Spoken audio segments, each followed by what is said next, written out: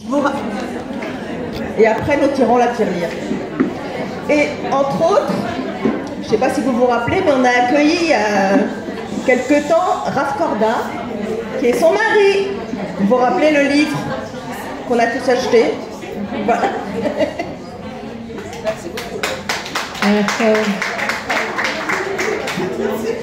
Alors, c'est un grand honneur pour moi d'être parmi vous ce soir. Enchantée. Il y a quelques visages que je connais, plus ou moins. Alors, Baruch Hashem, déjà que Dieu bénisse la Shlucha, Ruchama et toute sa famille et toute la Keila. Baruch Hashem, vous avez beaucoup de chance d'avoir une femme active pour la Géoula, Bezrat Hashem.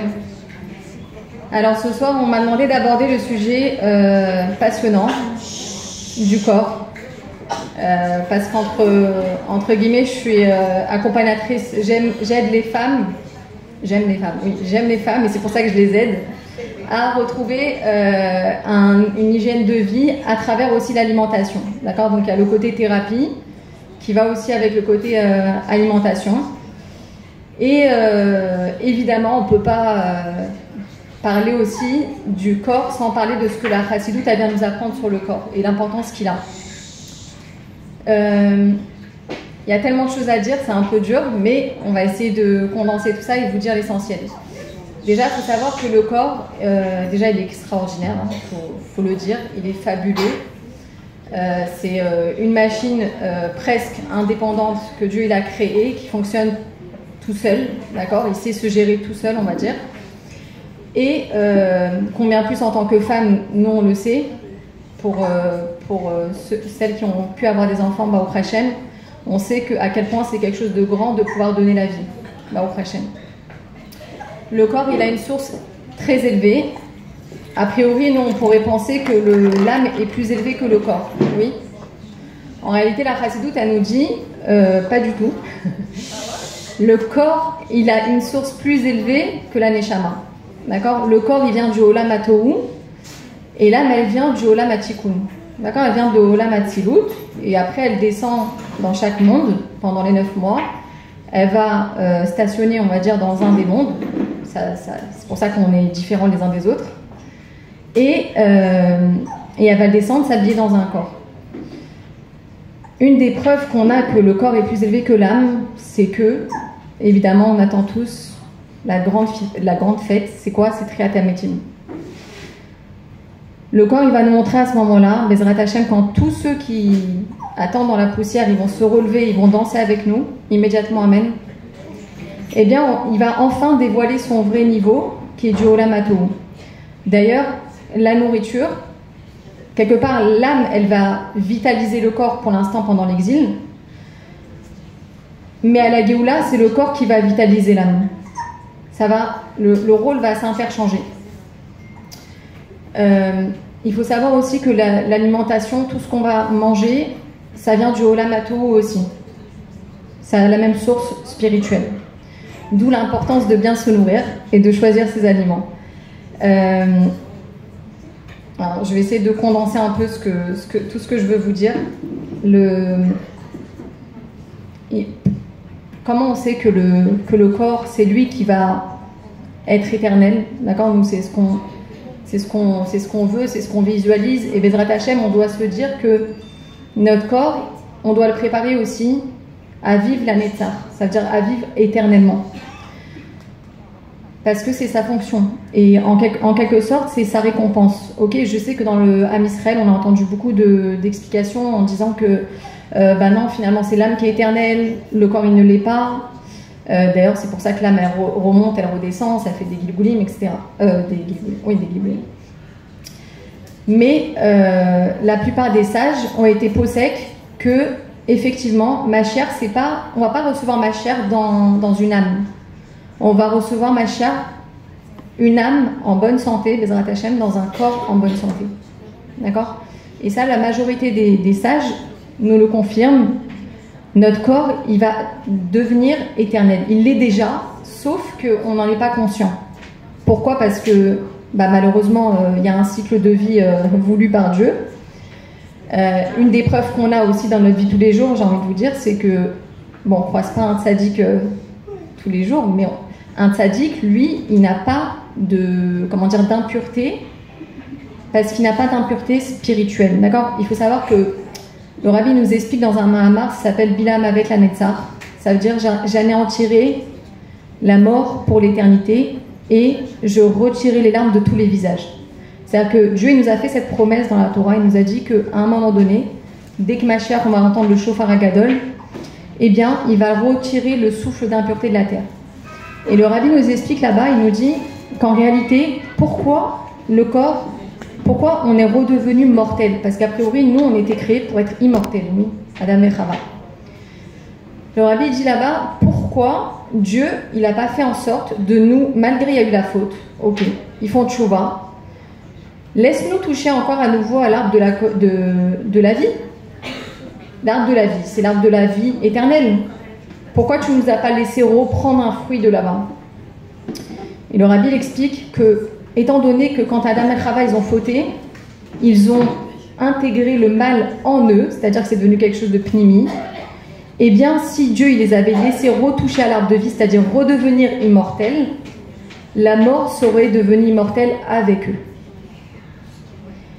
Comme Dieu nous aime et que le monde il a été créé pour Mashiach, c'est-à-dire que tout ce qu'on vit aujourd'hui, il faut qu'on ait conscience que c'est les derniers instants de l'exil, oui. Tout ce qu'on vit, c'est pas sans but, c'est pas en vain. Et comme elle a dit Rivka tout à l'heure, on est en train de passer une période dans le peuple juif qui est très très très éprouvante, d'accord, de loin ou de près, mais c'est une période on ne sait pas sur quel pied danser, on pleure, on rit, on pleure, on rit dans la même minute des fois. Et il faut se dire qu'on est très proche du but. Dans cette période, j'ai envie de vous dire qu'on est sous tension, on sent beaucoup la pression. Alors, ce n'est pas une raison de s'oublier. Il faut aussi faire attention à nous. Pourquoi? Parce que ça va dans le service de Dieu. D'accord? À tel point que le Rambam, il nous dit, est-ce que finalement, servir Dieu, faire du sport par exemple, et bien manger, ça fait partie de la Torah? Est-ce que c'est un commandement divin? Et le Rambam il dit oui, parce que si je ne fais pas attention à mon corps, eh bien, qu'est-ce que je fais? Je mets quel auto? Je suis en train de l'abîmer, et donc forcément, il va être moins performant, et je vais moins bien servir Dieu. Chas v'shalom. Et c'est pas ce qu'on veut. À tel point qu'on nous dit que oui, l'exercice, manger comme il faut, ça doit faire partie de notre routine de juif. Et combien le judaïsme nous montre à quel point on doit faire attention à notre corps, à travers Tarat HaMishpacha, d'accord, cette connexion avec nous-mêmes. Des fois, on peut être nous-mêmes en déconnexion totale avec notre corps. Ça peut arriver. Des fois, il y a des traumas, des fois, on ne peut pas savoir. Et bien Dieu, à travers Tarat HaMishpacha, à travers les bdikot, à travers tout ce qu'une femme elle va faire pour être dans la pureté tout le temps, eh bien elle va être quelque part, on va l'encourager à se reconnecter à ce corps qui est le sien. De s'aimer. Pachout, un corps d'un juif, c'est kadosh. C'est un kéli pour le Ensof. C'est un réceptacle pour le dévoilement divin. Et rien d'autre. C'est-à-dire que vraiment, on voit que ce qui est beau, le rabbi dit, l'âme, elle est complètement spirituelle. Oui. Le corps, il est complètement matériel. On est d'accord sur ça. Et pourtant, c'est les seuls dans toute la création qui arrivent à fusionner dans une symbiose extraordinaire. À tel point que, au prochain, une personne qui est en bonne santé, si elle veut lever sa main droite, elle n'a pas besoin de réfléchir. Pourquoi? Parce que les deux, ils font un. Mais quelque part, le rabbi nous dit, ils sont capables de fusionner, mais chacun il reste tel qu'il est, dans sa nature profonde. Et c'est ça le juif. On voit même à travers la cache-route, on n'a pas le droit de donner n'importe quoi à manger à notre corps. Et j'ai envie de vous dire, manger cachère, ça ne veut pas dire manger bien. Je peux avoir badat sur tous les paquets de chocolat, ouais, mais je ne suis pas en train de faire du bien à mon corps. Alors je ne dis pas, il ne faut pas passer d'un extrême à l'autre, on ne va pas exagérer à Shabbat. Mais en dehors de Shabbat, des bar mitzvah, de la bat mitzvah, du mariage, de Baruch Hashem, ça ne manque pas de smachot. Alors je dois faire attention. Ma bouche, c'est pas une poubelle, excusez-moi le terme. C'est-à-dire que tout ce que je rentre dans mon corps, je dois le faire en âme et conscience. C'est une expression française, oui. en âme et conscience. Là, je mange pourquoi? Qu'est-ce que je mets dans ma bouche? Est-ce que pendant les repas, je suis en dehors des repas? Est-ce que j'ai faim, birkhal? Ou je mange parce que je suis énervée, parce que je suis contrariée, parce que Bali, parce qu'il y a dans le placard? Alors ça passe aussi par ça. Ça veut dire qu'on doit comprendre que, et on doit suivre aussi les professionnels de notre génération, c'est hyper important. Les conseils qu'ils nous donnent, qu'est-ce que c'est manger sainement, qu'est-ce que c'est avoir une bonne hygiène de vie. Et sachez que la plupart des professionnels autour de la santé et du bien-être, ils sont d'accord pour dire que l'estomac, c'est le deuxième cerveau. Ça veut dire que tout ce que je vais donner à mon estomac, ça va impacter sur mon humeur. Bon, déjà sur ma santé, ça c'est clair. Sur mon humeur, sur ma façon de penser, sur la température du corps, sur les hormones, sur des trucs, mais on ne peut même pas imaginer jusqu'où ça va. Parce qu'il faut comprendre qu'aujourd'hui, on est dans un monde du facile, de la consommation. Hein, on n'a pas le temps, il y a ma chère qui arrive. Mais quand on mange d'industriel, eh ben, on est bourré de... Vous connaissez le E? Voilà. Eh ben, allez voir sur Google, c'est très... Enfin, c'est instructif. Hein. Allez-y. Donc voilà, il faut aussi limiter ça. D'accord? L'estomac, enfin le corps, birkhal, c'est quelque chose de kadosh. Et si on veut le préparer à la Géoula, on le prépare à une vie éternelle. Ça veut dire que je prépare mon corps à être le réceptacle de la lumière divine. Dans le sens où oui, on est en exil. Oui, mon corps est le réceptacle du Ensof, de la lumière infinie d'Hachem. Oui, je dois lui donner à manger tant que ma chair n'est pas là. Entre parenthèses, vous savez que pendant une première période, on trouvera à manger sur les arbres, il n'y aura plus besoin de cuisiner pendant des heures, de faire la vaisselle, de débarrasser, de mettre la table. On va avoir un gain de temps de fou. Mais à un moment donné, il y a une deuxième koufa, une deuxième période où il n'y aura plus besoin de manger. Parce que comme on a dit, c'est le corps qui va vitaliser la Neshama. Et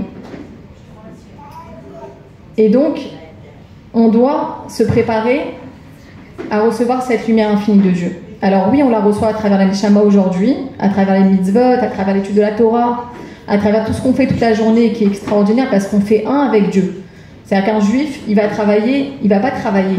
Il est avec Dieu, il travaille pour Dieu. Pourquoi je fais à manger? Pour mes enfants? Non, pour Dieu. Pourquoi je fais mon ménage? Pour moi? Pour me sentir bien? Non, pour Dieu. Etc. C'est ça le juif.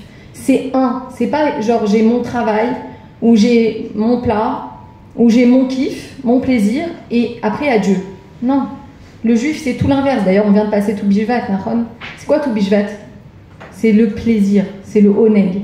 Parce qu'un fruit, en réalité, on n'a pas besoin de lui pour survivre. On a besoin de pain, on a besoin d'eau et d'amour. C'est tout. Oui, pour survivre, on va dire. Mais en réalité, les fruits, qu'est-ce qu'il va nous apprendre? Qu'est-ce qu'il va nous apprendre tout bishvat? Tout bishvat, c'est le plaisir qu'on a dans le fruit. Dieu, il est en train de nous dire, en réalité, si tu prends du plaisir sans moi, sache que c'est un plaisir éphémère. Sache que tu vas t'en lasser et que ça, c'est pas servir Dieu. Tandis que si là où j'ai des occasions d'avoir du plaisir, j'intègre Dieu, et bien là, c'est un plaisir qui devient En-Sofi. Ça veut dire, il y a pas, je fais un avec Hachem dans le plaisir qui passe par le corps. Et ça, c'est extraordinaire. D'ailleurs, entre parenthèses, la Brit Mila, elle est où? Où Hachem, il a choisi de faire la Brit Mila? Il aurait pu dire à Avraham Avinu, coupe un bout de ton oreille, je sais pas. C'est bizarre, non? Franchement, faut aller chercher loin quand même. Sous la ceinture, sur le membre. Attends, là-bas, laisse-moi mon corps, ou moins ça, laisse-le-moi. Non? Pourquoi Dieu l'a demandé de faire sur le membre? Parce que justement, ce membre que tu vas utiliser pour avoir le plaisir, là-bas, je veux être. Parce que si là-bas, je ne suis pas, je suis nulle part dans ta vie. Comprenez la profondeur de la chose? Et c'est pareil dans la vie de tous les jours. On n'est pas en train de dire de faire une vie de tzadikim, pas de plaisir. Non, pas du tout. Au contraire, le rabbi, il dit, tu veux qu'il y ait du monde à ton cours de Torah, fais kulo fabrengen, et mets du shefa, mets à manger. La neshama, aujourd'hui, on n'est plus dans une période de lutte entre l'âme animale, l'âme divine. On n'est pas en train de... Ils sont plus en lutte. C'est terminé la guerre.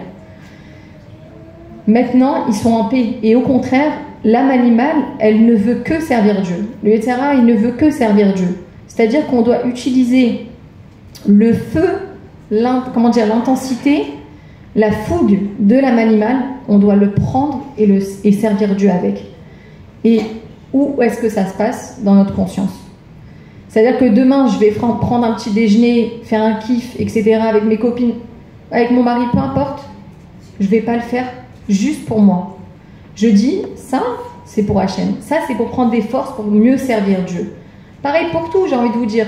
Une femme, elle va faire sa perruque, j'allais dire ses cheveux, Bezrat Hachem avec Géoula, mais je vais faire ma perruque, je vais faire mes ongles, je vais faire mon massage, mes épilations, mes trucs. Je vais faire pour moi? Non, parce que c'est le corps qu'Hachem il m'a confié, c'est le Or En Sof qui est dedans, et je le fais pour Dieu, parce que mon corps, il est un dévoilement divin dans cette terre. Vous comprenez? Ça veut dire qu'en fait, c'est juste un switch dans la tête qu'on doit avoir au quotidien. Tout ce que je fais, c'est avec Dieu, c'est pour Dieu. Vous savez, il y a une phrase qui dit dans la Torah, Bekochecha atachai. Ça veut dire, malgré toi, tu vis. Vraiment, moi j'ai demandé de descendre dans ce monde. D'ailleurs, le bébé, qu'est-ce qu'il fait quand il sort du ventre? Il hurle. Je dis, c'est quoi ça? Il y a un nigoun. On dit, oh, il va voy. Qu'est-ce que je suis descendue? J'étais dans les monts divins, j'étais dans un tiloud, j'avais les anges. Pourquoi je suis descendue? Il pleure. On dit, non, Yerida et Tzorechalia. C'est-à-dire, sache que là, ce qui est en train de se passer, tu ne pourrais pas atteindre ce niveau d'élévation si tu ne passais pas par le corps. Parce que finalement, le corps, il va devenir ton meilleur ami. Il va devenir ton meilleur allié pour dévoiler Dieu sur cette terre. Et c'est ça ce qu'on est venu faire. On n'est rien venu faire d'autre. Du matin jusqu'au soir, du soir jusqu'au matin. On dort, on fait une sieste, on mange un bon truc, on fait un kiff. C'est que pour Dieu. Oui? S'il n'y a pas Dieu là-dedans, dans ce plaisir, ça vaut rien. Donc voilà, Bezrat Hachem, qu'on ait conscience que toujours et tous les jours, qu'on vive avec Hachem, qu'il fasse partie de nous, que nous on fasse partie de lui, et que Bezrat Hachem, on se prépare au dévoilement de la Géoula immédiatement, et qu'on puisse finir cette soirée au 3e Beth Amikdash avec le Rabbi. Ouais, ma chère, de bonnes nouvelles.